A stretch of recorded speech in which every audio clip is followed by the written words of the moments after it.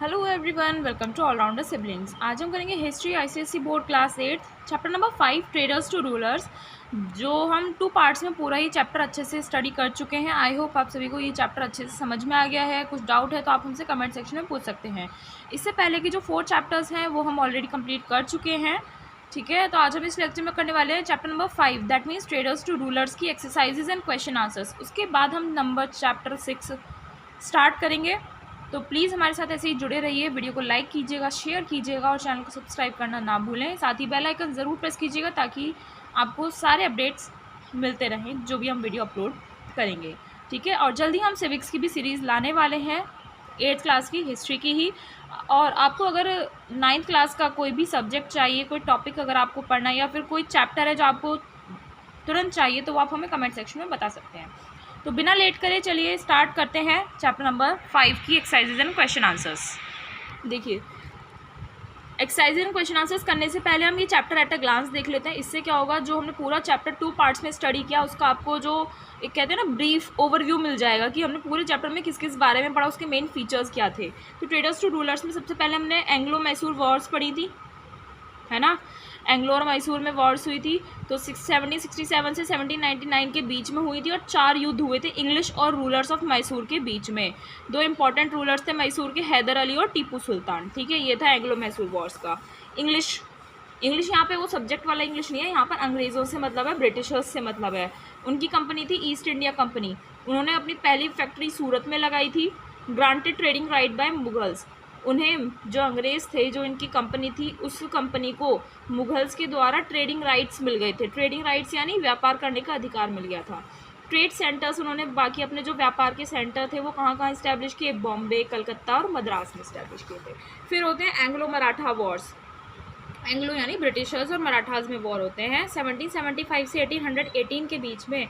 3 Wars होते हैं English and Marathas के बीच में। मराठाज जो हैं वो उस युद्ध को हार जाते हैं एंड मराठाज को 4 रीजनल पावर्स में डिस्ट्रीब्यूट कर दिया जाता है। ठीक है, अब ये एक्सपेंशन पॉलिसीज़ देखते हैं। सब्सिडरी अलायंस किसने स्टार्ट किया था? लॉर्ड वेलेस्ले ने स्टार्ट किया था। इसमें क्या था, kingdoms had to maintain British troops. Kingdoms को क्या करना था? ब्रिटिश ट्रूप्स, जो ब्रिटिश की सेना है ना, आर्मी है, उन राज्यों को क्या करना था? ब्रिटिश ट्रूप्स को, ब्रिटिशर्स की सेना को क्या करना था? मेंटेन करना था।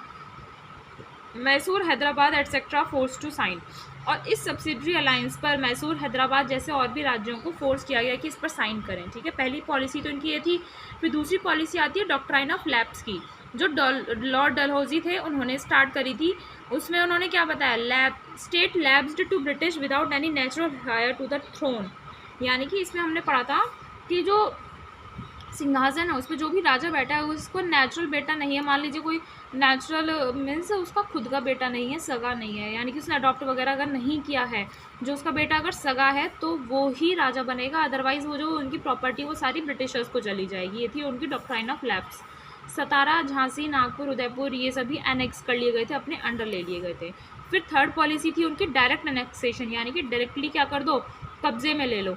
डायरेक्टली उन्होंने सिंध, सूरत, पंजाब और तंजौर को डायरेक्टली कन्क्वायर कर लिया, हरा दिया। ठीक है, तो ये पूरा चैप्टर में हमने पढ़ा था ये सभी चीज़ें। और ब्रीफ अगर आपको स्टडी करना है तो आप चैनल पर प्लेलिस्ट देख सकते हैं। अब देखिए, करते हैं हम tick the correct answers. Which of the following was the first European power to arrive in India?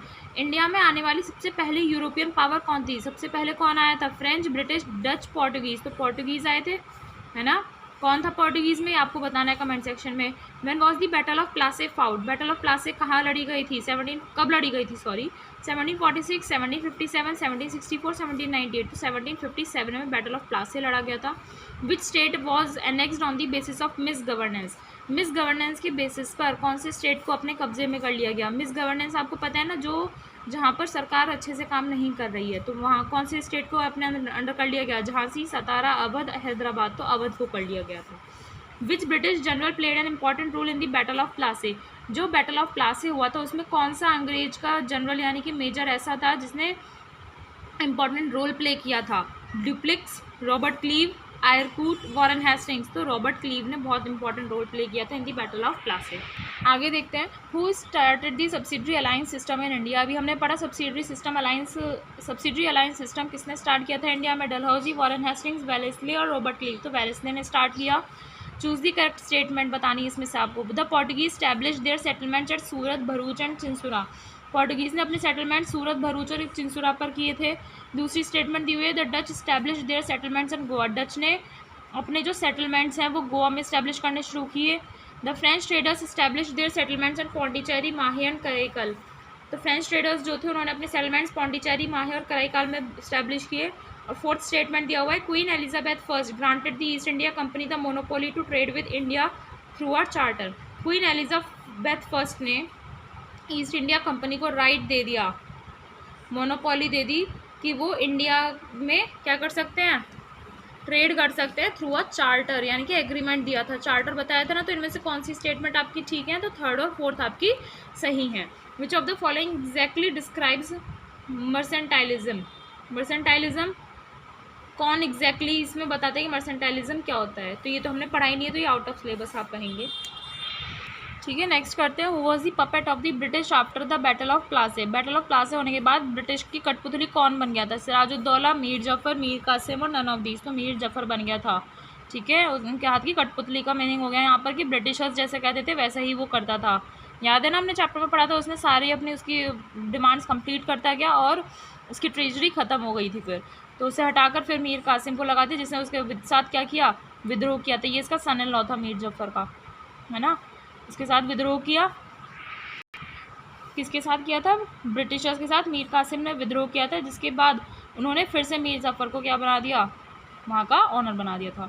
Who was made the nawab of Bengal after the battle of Buxar 1764। Battle of Buxar जो 1764 में हुआ था, उसके बाद नवाब ऑफ बंगाल कौन बना था? निज़ामुद्दौला, मीर कासिम, मीर जफर, शाह आलम सेकेंड। तो मीर जफर बना था। Arrange the following in chronological order. Chronological order होता है यानी कि according to the sequence of time. तो इसमें देखिए तीन आपको स्टेटमेंट्स दी हुई हैं, पहले उन्हें पढ़ते हैं फिर बताना कौन से ऑर्डर सही है। Regulating Act change the function of the English East India Company from a trading company to an administrative body. यानी कि रेगुलेटिंग एक्ट जो आया था उसकी वजह से इंग्लिश ईस्ट इंडिया कंपनी का जो काम था वो ट्रेडिंग कंपनी से एक एडमिनिस्ट्रेटिव बॉडी बन गया। एडमिनिस्ट्रेटिव यानी शासन करने वाले एक बॉडी बन गए। The battle of Plassey transform the British from a trading community to a political power. Battle of Plassey जो हुआ था उससे ब्रिटिशर्स जो थे वो ट्रेडिंग कम्युनिटी से पॉलिटिकल पावर में आ गए थे। Annexation of Awadh on the pretext of misgovernance. Awadh का एनेक्सेशन हुआ था किस वजह से? मिस गवर्नेंस की वजह से। मिस गवर्नेंस यानी सही से शासन जो सरकार नहीं कर पाती है उसे हम बोलते हैं मिस गवर्नेंस।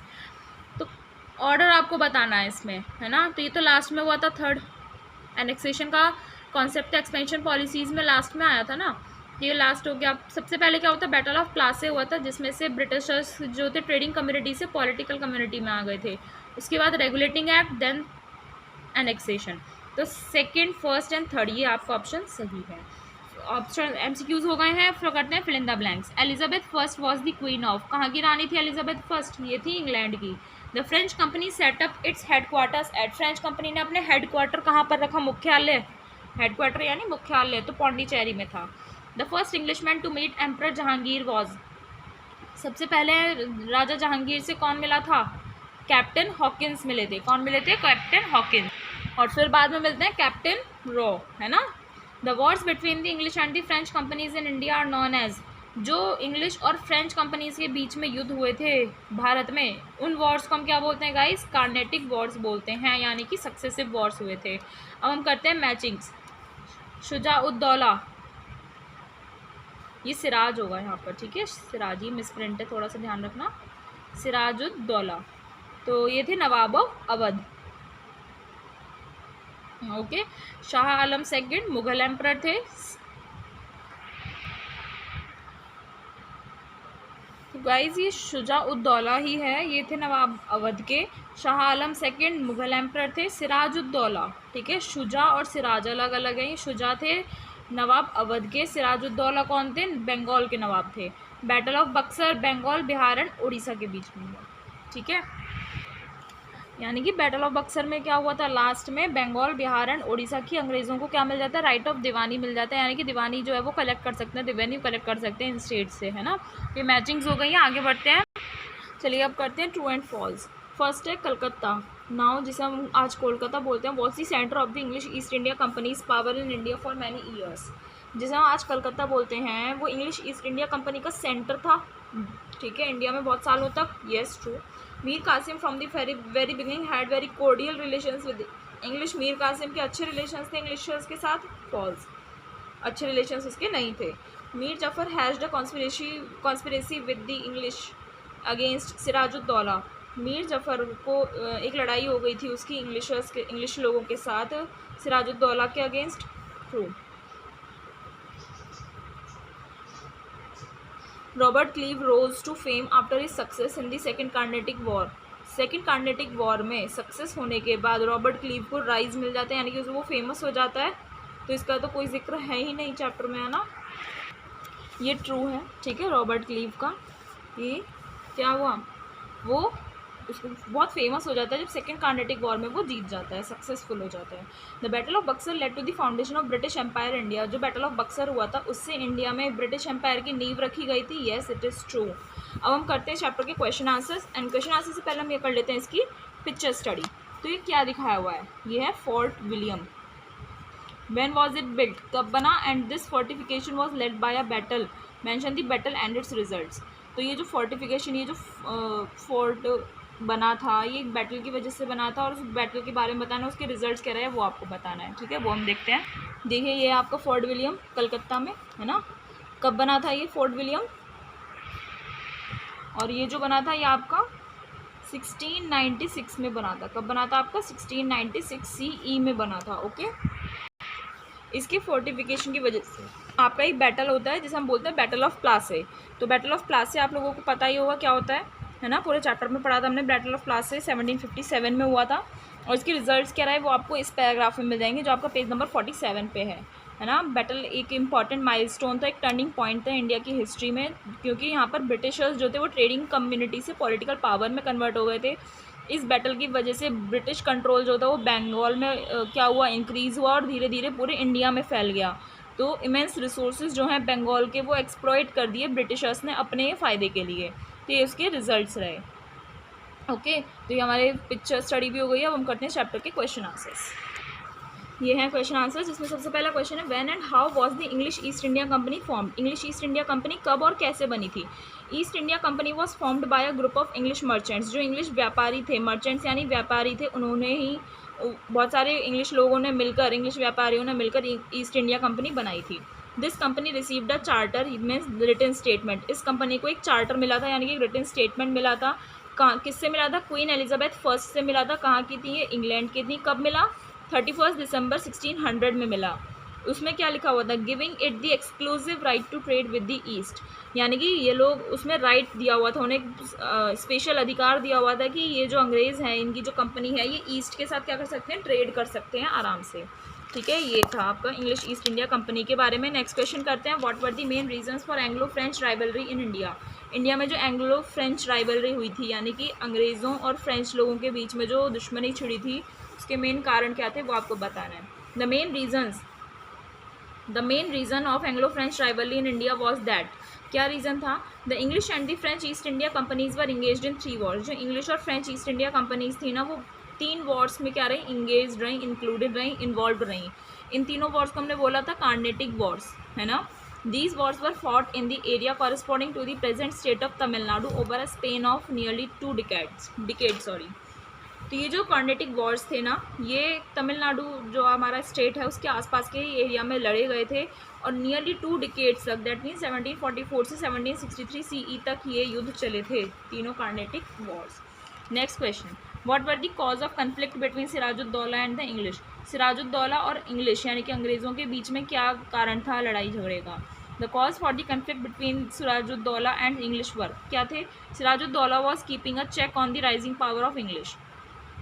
सिराजुद्दौला ये चाहता था कि वो इंग्लिश की जो राइजिंग पावर है, जिस जो वो ग्रो कर रहे हैं, उस पर एक चेक रखना चाहता था, उस पर ध्यान रखना चाहता था, नज़र रखना चाहता था, इसलिए उनकी लड़ाई थी, झगड़ा था। The English had started to fortify their settlements in Bengal. English ने क्या किया? अपने सेटलमेंट्स, जो उनकी जगहें हैं, उनकी जो प्रॉपर्टी है, उन्हें बंगाल में फोर्टिफाई करना शुरू कर दिया। फोर्टिफाई मीन्स होता है किसी चीज़ को फोर्टिफाई करना, दैट मीन्स किसी बाहरी आक्रमण से अपनी जगह को बचाना, है ना। क्योंकि Sirajuddaula did not like the actions of the English, because उन्होंने सेटलमेंट्स क्यों फोर्टिफाई करना क्यों शुरू कर दिया अपने सेटलमेंट को, यानी कि उनकी जो भी जगह थी ना अंग्रेज़ों की, उन्होंने आसपास दीवार वगैरह बनाकर बड़ी बड़ी चीज़ें बनाकर क्या कर दिया, अपनी प्रॉपर्टी को कवर कर लिया, क्योंकि सिराजुद्दौला को उनके एक्शंस पसंद नहीं थे कि जो भी वो काम कर रहे होते हैं ना अंग्रेज़, वो काम पसंद नहीं थे। तो ये 2 मेन रीज़न थे कि इनमें क्यों कन्फ्लिक्ट था। Next describe the circumstances that led to the battle of Buxar, what were its result. किस वजह से बैटल ऑफ बक्सर हुआ था और उसके क्या रिजल्ट रहा, वो आपको बताना है यहाँ पर। Mir Qasim did not have cordial relations with the English. Mir Qasim जो था, मीर जफ़र का सन इन लॉ, उसके अच्छे रिलेशंस नहीं थे इंग्लिश के साथ। He objected to the misuse of trade regulations, क्योंकि मीर कासिम ने देखा कि अंग्रेज़ जो हैं, जो उनके पास ट्रेड रेगुलेशंस हैं, उनके पास जो ट्रेड राइट हैं वो सही से यूज़ नहीं कर रहे हैं। He also trained the army on European lines for good administration and transferred the treasury from Murshidabad to Munger. क्या उसने, किसने, मीर कासिम ने अपनी आर्मी को यूरोपियन लाइन्स की तरह क्या किया, ट्रेड किया अच्छे एडमिनिस्ट्रेशन के लिए, और अब उसने अपनी सारी ट्रेजरी मुर्शिदाबाद से मुंगेर में शिफ्ट कर दी, सारा खजाना। British did not like these administrative steps, Britishers को ये स्टेप्स उसके अच्छे नहीं लगे, इसलिए मीर कासिम ने क्या किया, he challenge the company and a war broke out between them. तो मीर कासिम ने कंपनी को चैलेंज किया और उनके बीच में एक लड़ाई, एक युद्ध छिड़ जाता है। अब इसके रिजल्ट्स देखते हैं, ठीक है। ये तो हमने सर्कमस्टांसेस देख ली कि किस कंडीशन की वजह से इनमें लड़ाई होती है, बैटल ऑफ बक्सर होता है। तो इसका रिजल्ट क्या रहा है इस युद्ध के, तो ये देखिए, the British emerge victorious, Britishers जीत जाते हैं एंड मीर जफ़र को वो फिर से नवाब ऑफ बंगाल बना देते हैं दूसरी बार। Shah Alam second he surrender to the English, Shah Alam second जो था उसने अंग्रेज़ों के सामने सरेंडर कर दिया, ठीक है, समर्पण कर दिया। The victory at Buxar made the English the supreme power in India, जो विक्ट्री थी बक्सर में, यानी कि जो ब्रिटिशर्स जीत गए थे बक्सर के युद्ध को, उससे अंग्रेज़ों की जो इंडिया में पकड़ थी वो और मजबूत हो गई, वो सुप्रीम अथॉरिटी, सुप्रीम पावर बन गए थे, ठीक है। तो ये रिजल्ट रहे बैटल ऑफ बक्सर के, जहाँ से उनका ब्रिटिशर्स का, अंग्रेज़ों का शासन हमारे ऊपर चलने लगा। Next question, explain the doctrine of lapse. Doctrine of lapse किसने दिया था, डलहौजी ने दिया था, याद है। Name the other methods used by Lord Dalhousie to expand the British power in India. अब डॉक्ट्राइन ऑफ लैप्स एक्सप्लेन करना है और बाकी के दूसरे मेथड्स जो लॉर्ड डलहौजी ने यूज़ किए थे ब्रिटिश पावर को इंडिया में और एक्सपेंड करने के लिए, फैलाने के लिए, वो भी आपको बताने हैं यहाँ पर। According to this doctrine of lapse के अकॉर्डिंग क्या है, if the ruler of a dependent state died without living a natural heir, क्या बोल रहा है, अगर किसी भी डिपेंडेंट यानी कि निर्भर जो किसी पर रहता है, ऐसे राज्य का राजा मर जाता है और उसके पीछे उसका कोई नेचुरल हायर नहीं है, यानी कि उसका कोई सक्सेसर नहीं है जो उसका खुद का हो, सगा हो, तो so the state would automatically pass over to the British, तो ऐसा राज्य जो है वो ऑटोमेटिकली ब्रिटिशर्स के अंडर चला जाएगा। सो ये था आपका डॉक्ट्राइन ऑफ लैप्स। आगे क्या बोल रहे हैं, Dalhousie's name is associated with the doctrine of lapse. Dalhousie अगर नाम आते तो इससे याद रखिए डॉक्ट्राइन ऑफ लैप्स की बात हो रही है। Dalhousie introduce this system which enabled him to annex vast territories. Dalhousie ने ये सिस्टम इसलिए लागू किया था, इसकी वजह से वो बड़ी बड़ी टेरिटरीज़ को एनेक्स कर सकते थे, अपने अंडर ले सकते थे। This did not recognize adopted children as youth rightful heirs. ये जो डॉक्ट्राइन ऑफ लैप्स है, इसके अकॉर्डिंग जो अडॉप्टेड बच्चे होते हैं ना राजाओं के, वो उनके हायर्स, उनके सक्सेसर्स नहीं माने जाते हैं। Some state like Satara, Sambalpur, Jhansi and Nagpur were annexed under the doctrine of lapse. इसी डॉक्ट्राइन की वजह से जो सातारा, संबलपुर, झांसी, नागपुर, ये सभी स्टेट थे ना, वो डॉक्ट्राइन ऑफ लैप्स की वजह से ही अंग्रेज़ों के अंडर चले गए। Other methods used by Lord Dalhousie to expand the British power in India. India में ब्रिटिश पावर को एक्सपेंड करने के लिए जो दूसरे मेथड लॉर्ड डलहौजी ने यूज़ किए, कौन कौन से थे, दूसरा था कन्क्वेस्ट एंड वॉर्स के through, abolition of titles and pensions, जो टाइटल्स और पेंशंस मिलते हैं उनका abolition, and by annexation on the basis of misgovernance, misgovernance के बेसिस पर एनेक्स करने के। ये मेथड्स हमने चैप्टर में अच्छे से पढ़े हैं। तो प्लीज़ इस वीडियो को लाइक कीजिए, शेयर कीजिए और चैनल को सब्सक्राइब करना ना भूलें। नेक्स्ट लेक्चर में मिलते हैं जिसमें हम न्यू चैप्टर स्टार्ट करेंगे, तो प्लीज़ ऐसे ही जुड़े रहिए। मिलते हैं नेक्स्ट लेक्चर में। Thank you.